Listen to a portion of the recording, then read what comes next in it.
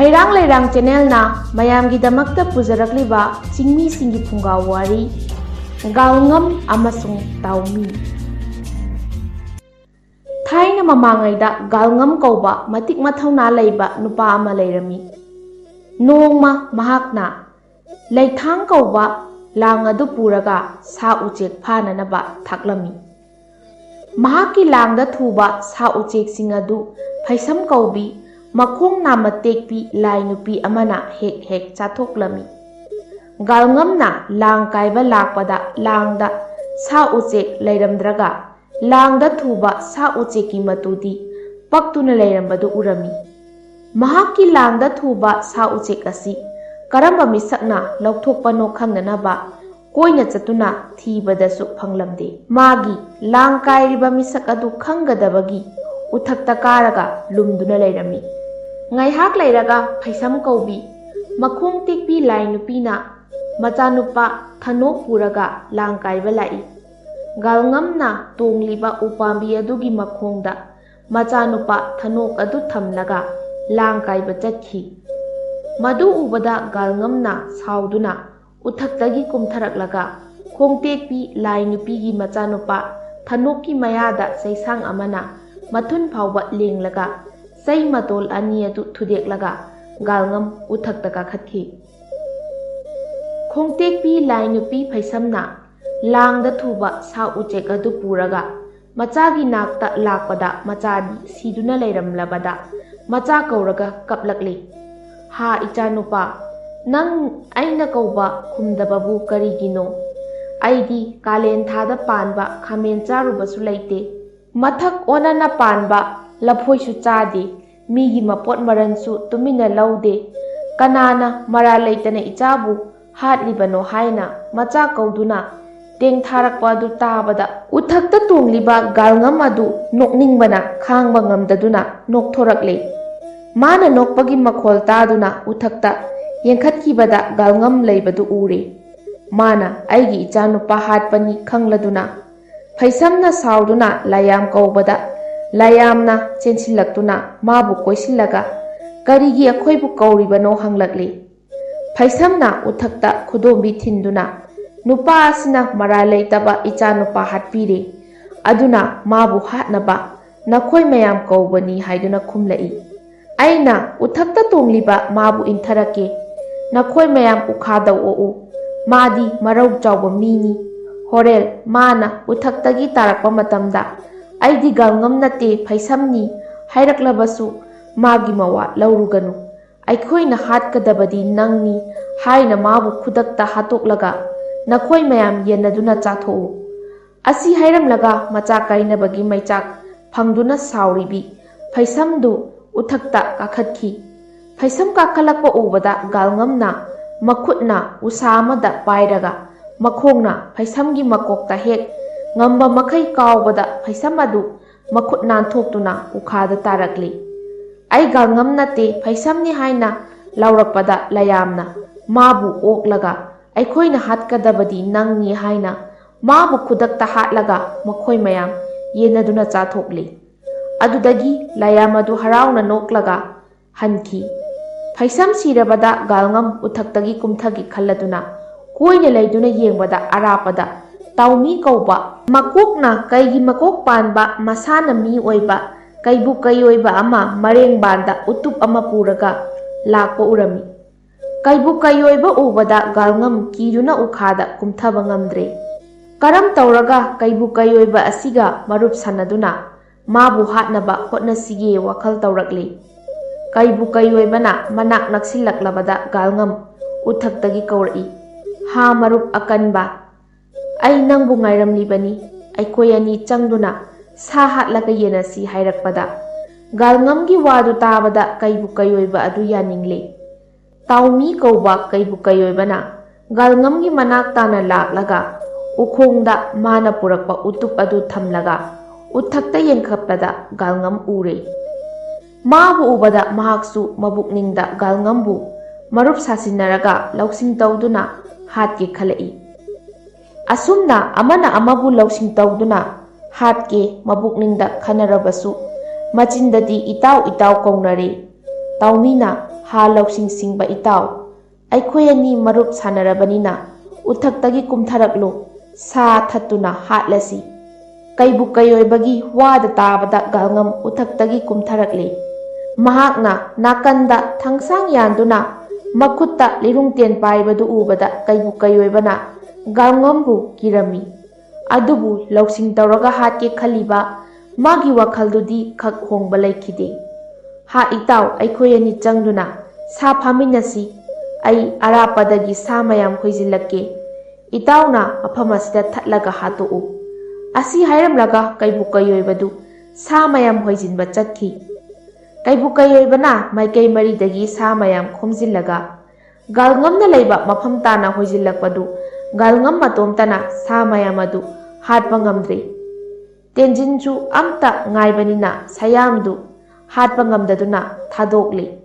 madu ubada kaibu kayoiba adu yamna sauri kaibu kayoiba laktringaida galngam magi tenjin adu nungjaw amagi ahobada namsillaga yungduna thamle ha itaw aina ten kapada sadadi pandaduna nungjaw asida panduna tenjin nasi yungduna leire satoke ngamdre aduna aikhoi ani changduna tenjin nasi satminasi hairakpada galngamgi wadu kaibu kayoibana thajarami galngamna tengi tenjinda paire kaibu kayoibana tenmaida pairaga makhoi ani changduna ten satli galngamna ten adu satpa ngamdanaba namsili kaibu kayoibana ten satkadabagi chingi asumna amana namsinba amana chingbada teladu satpa ngamdre masida galngamna magi matik mathawna uthaurage khalakli ha itaw ai itomda tenasi satpa ngambre yenge hairakpada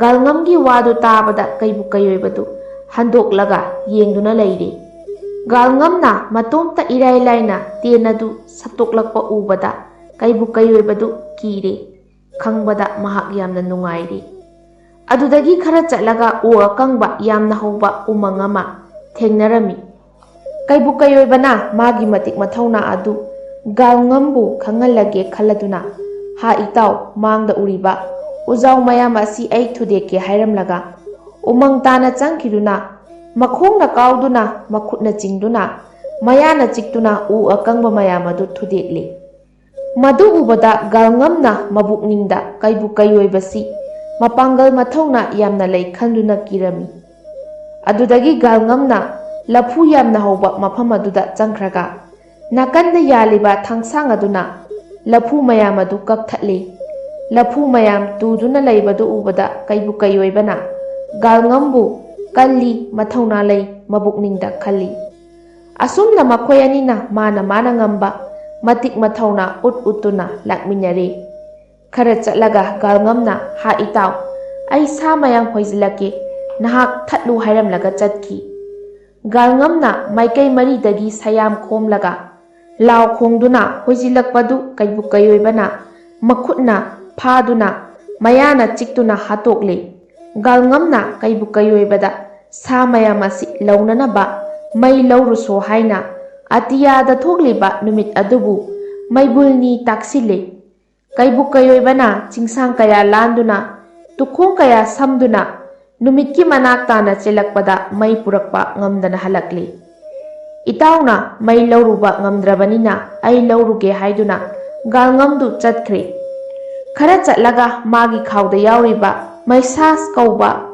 nungdu madu yot machet amaga taknabada mai hauduna ida chamlaga purakli mana purakpa mai adu u akangba mayam adu thaduna maijaw horaga sa mayam adu lauri maida lauba loirabada kaibu kayoibana galngamda maida lauriba sayamsi hapnabagi watangani kakluso tharami galngamna wa achawba ama yalaga purakle kaibu kayoibana masidi chawmali puba ngamloi khubi muk chawba wagi matang ahum khak kaklaga purau hairei magi wadu tabada galngam yamna sauninglami adubu magi tawba ngamba matik mathawna yenge khalladuna khubi muk chawba wa ma yalaga purai kaibu kayoibana wadu matang ahum thokna kakthatlaga wa matang amaga galngamda piraga khongdagi ising soklu so hairei Galngamna wa matang adu puraga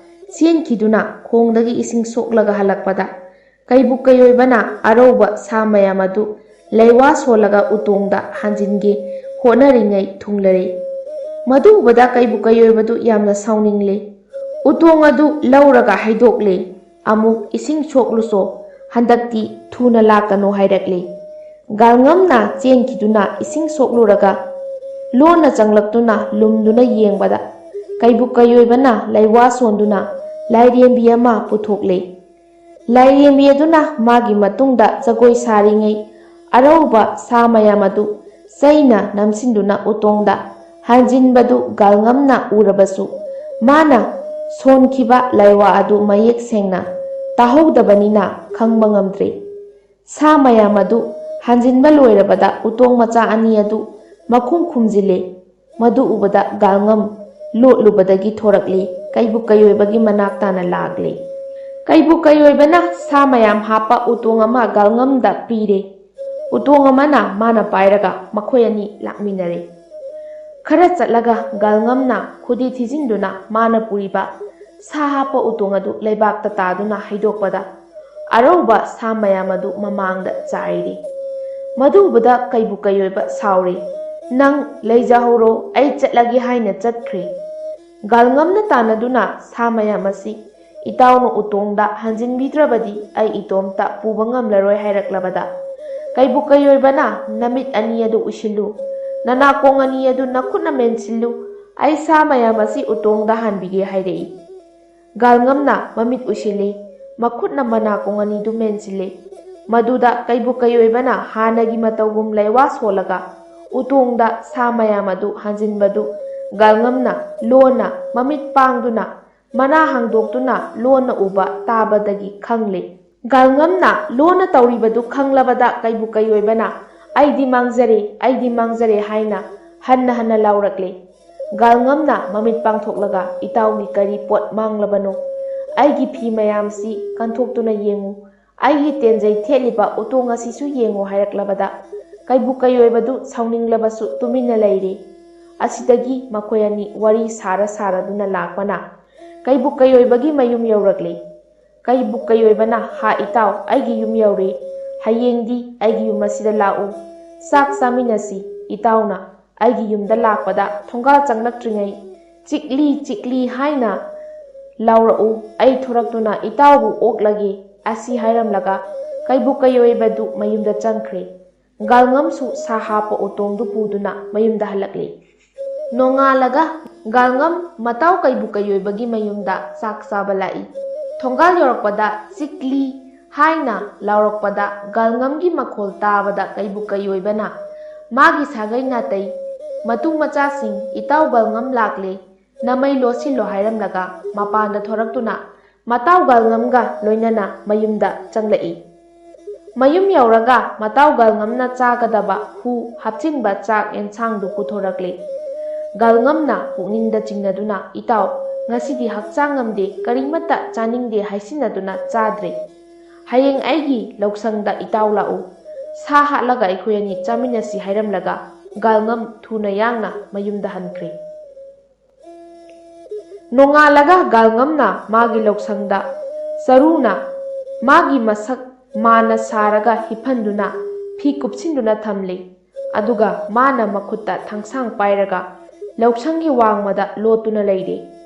Kaibu kayoibana lakpaga galngamgi lauksangda changlaga phina kuptuna thamliba adu mataw galngamni khanduna phiga loinana mayana chiktuna hatkadabagi tawringai galngamna lona matunglomdagi changlaklaga kaibu kayoibadu magi thangna mangakkaktuna hatkhi. Hairang Lairang channel na mayamgidamakta pujarakliba chingmi singi phungga wari ngasigi oinadi matang swaida loisinjare. Hayeng nungai raba phungga wari singa loinana mayam pulap amuk thengnarasi.